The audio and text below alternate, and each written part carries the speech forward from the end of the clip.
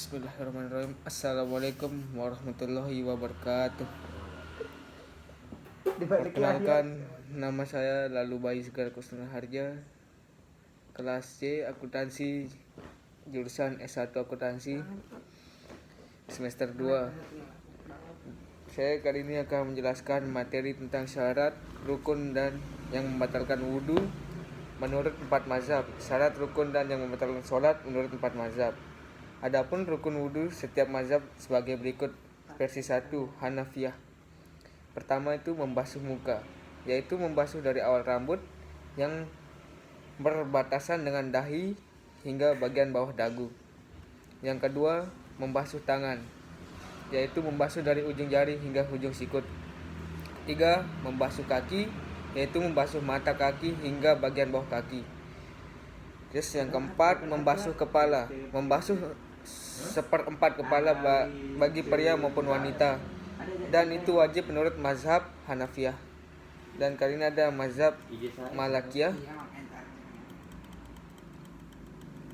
Yang pertama itu niat, kedua membasuh wajah, batasnya sama dengan mazhab Hanafiyah, yakni dari ujung. Dan ketiga, membasuh tangan dari ujung jari tangan hingga siku. Yang keempat, membasuh rambut kepala dari batasan rambut dengan dahi sampai ke bagian belakang kepala bagi pria dan wanita. Kelima, membasuh kedua kaki. 6, mualah, yaitu bergagas mengusap bagian wudhu lainnya agar bagian wudhu yang telah dibasuh tidak kering. Yang ketujuh, menggosok bagian wudhu dan mengalirkan ke anggota wudhu. Terus ini ada mazhab Syafi'iyah. Pertama itu niat, yang kedua membasuh wajah. Menurut Syafi'iyah, batas wajah yaitu sama dengan batas yang telah ditentukan oleh Hanafiyah. Hanya saja mereka mewajibkan untuk membasuh bagian bawah dahi termasuk jenggot.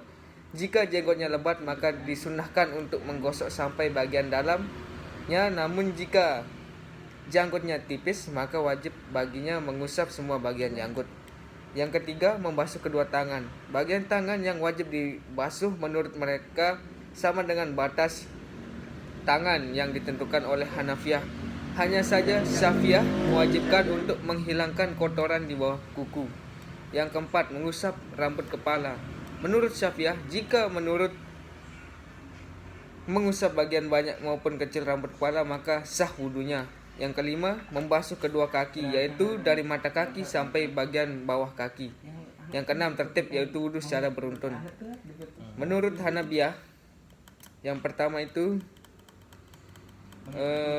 kita membasuh wajah. Adapun niat, Hanabiyah menjadikannya sebagai syarat wudhu, bukan rukun wudhu. Kedua, sama membasuh kedua tangan, batasnya sama dengan mazhab lain.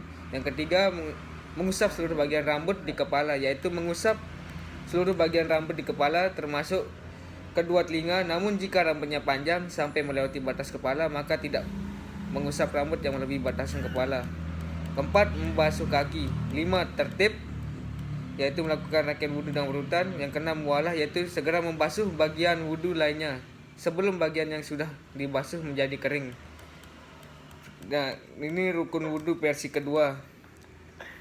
Para ulama berbeda pendapat ketika menyebutkan rukun wudhu. Ada yang menyebutkan 4 saja bagaimana yang tercantum dalam Al-Quran, namun ada juga yang menambahnya dengan berdasarkan dalil sunnah.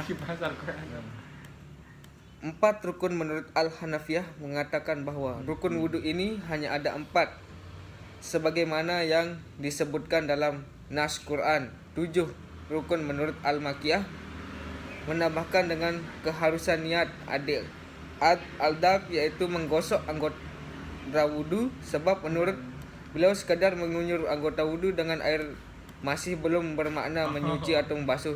Juga beliau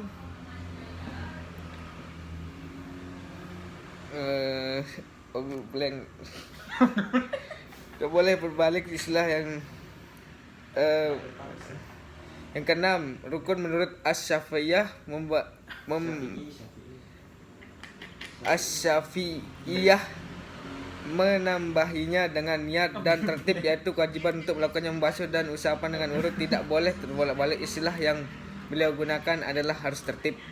7 rukun menurut Al-Hanabilah mengatakan bahwa harus niat, tertib, dan muwalat, yaitu yang berkesinambungan, maka tidak boleh terjadi jeda antara satu anggota dan anggota yang lain yang sampai membuatnya kering dari basahnya air bekas wudhu.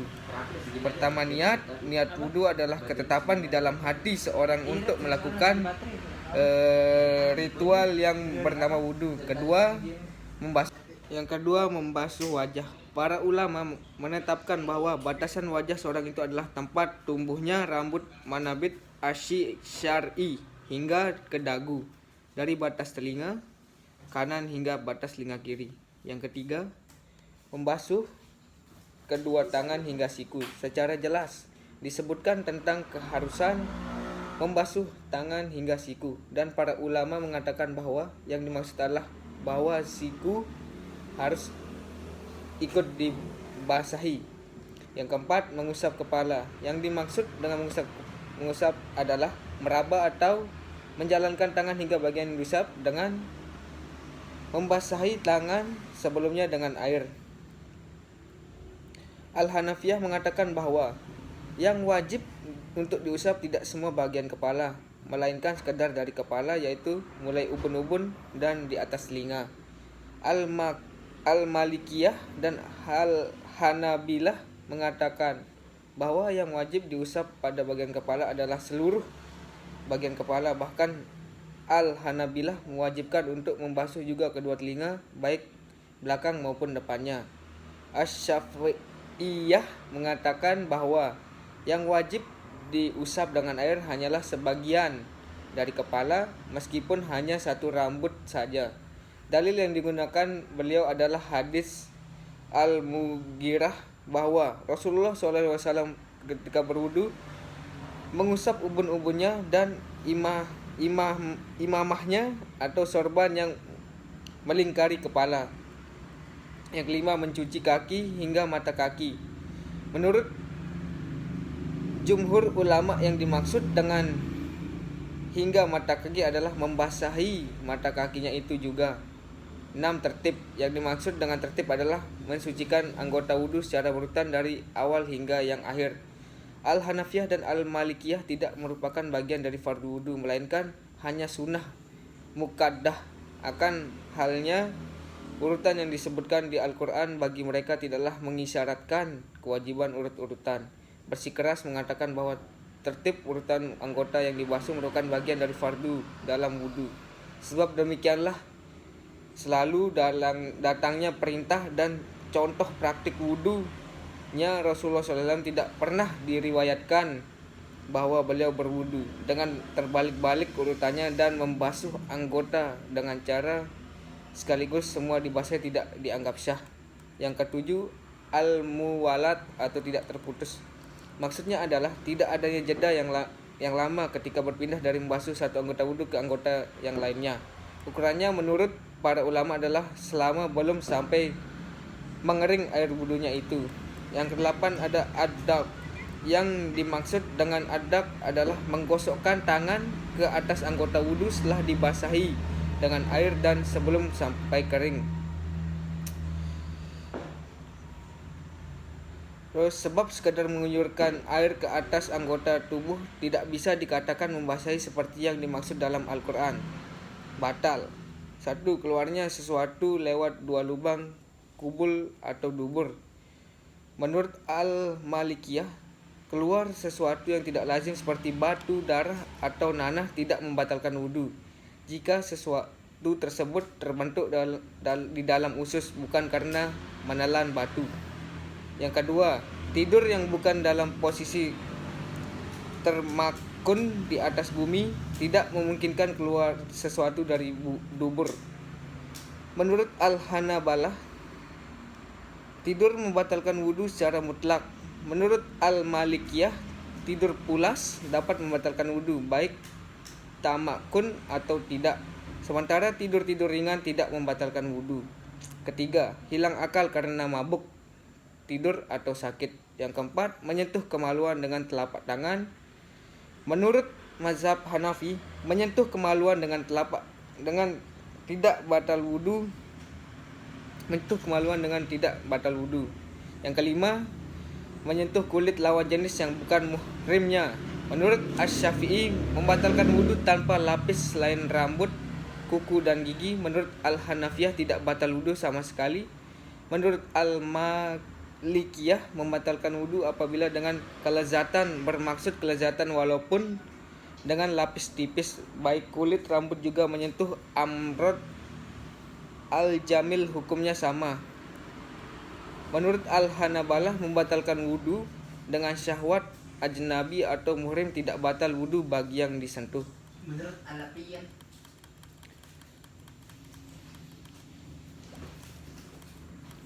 Terus kita sekarang tentang sholat.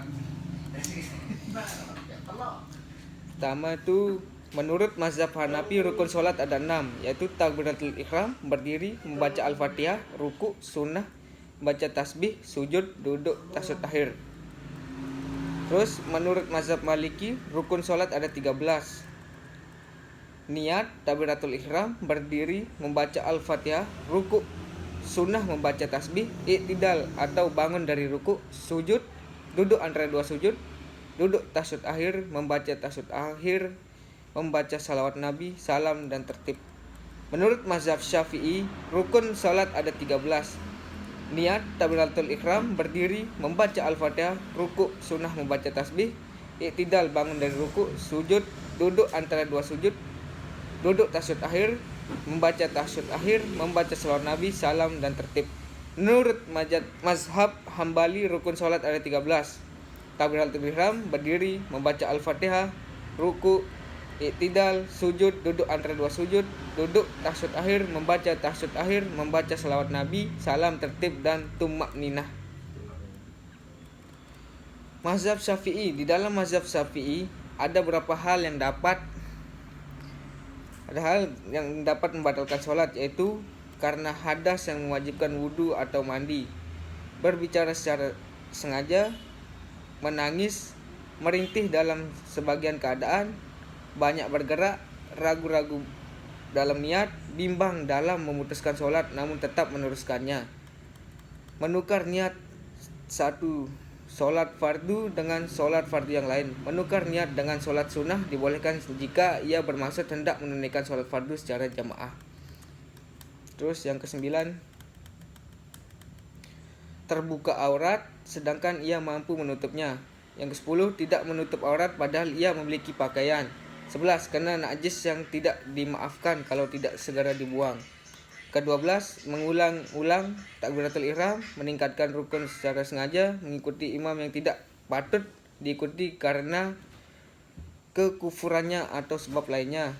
Yang ke-15, menambah rukun secara sengaja, makan atau minum, berpaling dari kiblat dengan dadahnya, mendahulukan rukun fi'li dari yang lainnya.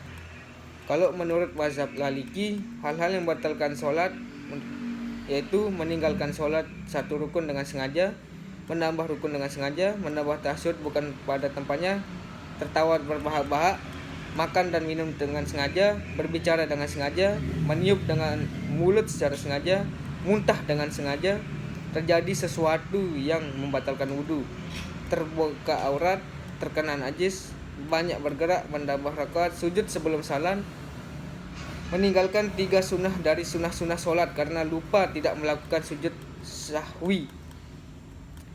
Kalau menurut mazhab Hambali, yang membatalkan wudhu itu yaitu banyak bergerak, kena najis yang tidak dimaafkan, membelakangi kiblat, terjadi sesuatu yang membatalkan wudhu, sengaja membuka aurat, bersandar dengan kuat tanpa alasan, menambah rukun dengan sengaja, mendahulukan sebagian rukun dengan rukun lainnya dengan sengaja, keliru dalam bacaan yang merubah arti dari bacaan itu padahal ia mampu memperbaikinya, berniat memutuskan sholat atau bimbang dalam hal itu, ragu-ragu dalam takbiratul ihram, tertawa terbahak-bahak, berbicara baik sengaja atau tidak, makmum memberi salam dengan sengaja, mendahului imam, makan atau minum, terus berdaham tanpa alasan, meniup dengan mulut jika keluar suara minimal 2 huruf, menangis bukan karena takut kepada Allah. Kayak contohnya nangisin pacar itu batal sholat. Terus mazhab Hanafi, yang mendapat madatul sholat menurut mazhab Hanafi adalah berbicara dengan sengaja, lupa tidak tahu hukumnya atau karena keliru, membaca doa yang mirip dengan perkataan manusia, banyak bergerak, memalingkan dada dari kiblat, makan dan minum, berdehem tanpa alasan. Terus ada lagi yaitu menggerutu, merintih, membalas ucapan orang yang bersin, mengucap kalimat innalillah, mengucap kalimat alhamdulillah, mengucap kalimat subhanallah. Orang yang sholat bertayamum lalu mendapati air.